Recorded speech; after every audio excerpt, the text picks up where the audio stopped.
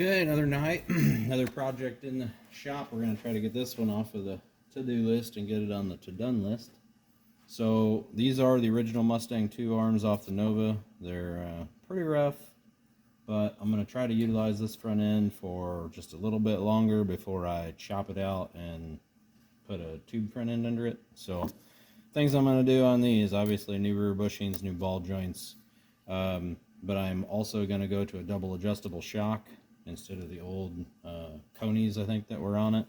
So I plan on welding these holes up, and I'm going to plate the bottom of this arm, cut a hole in it, and put my double adjustable in it, so then I'll have room to get to the knobs on, both sides of the shock, instead of trying to mount it in here, and then you sometimes don't have room to get to the knobs, and you can't get to them anyway because the spring's in your way. So by plating and relocating the bottom of that shock, I should have access into the bottom of the arm. Hopefully that's in the camera shot where you can see it.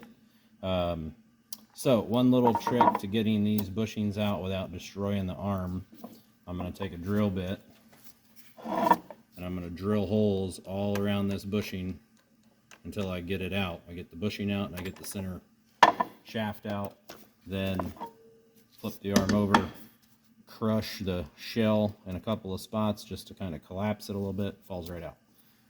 Getting the new ones in is a little tougher, but I'm not going to make you watch all that. You'll be bored to tears. So a couple of things I did find when I took this apart that I'm going to kind of show you real quick here and on the car.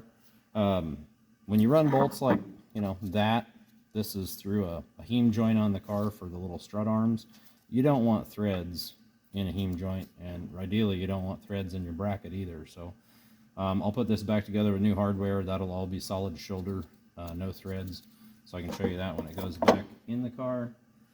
Yeah, we'll run over to the car real quick, grab my light, show you a couple things to avoid when you're putting one of these together. Save yourself some grief. So we'll go to the passenger side because it'll be a little easier to get access to. Okay, so that bolt right there is where the arm mounts into the chassis. And again, you can see threads through a hole. That's bad. That whole bolt should be full shoulder all the way through both plates. And the other thing, when I took this thing apart, prop this light up, the bolt was actually the other direction. So it was facing in from this side and the nut was on the front. Now, doesn't take a Stonewall Jackson to know that's not a good idea. If you're going down the road and happen to lose the nut, the bolt could work its way right out the back of the frame. So always run your bolts, direction of travel, front to back, if you have the option.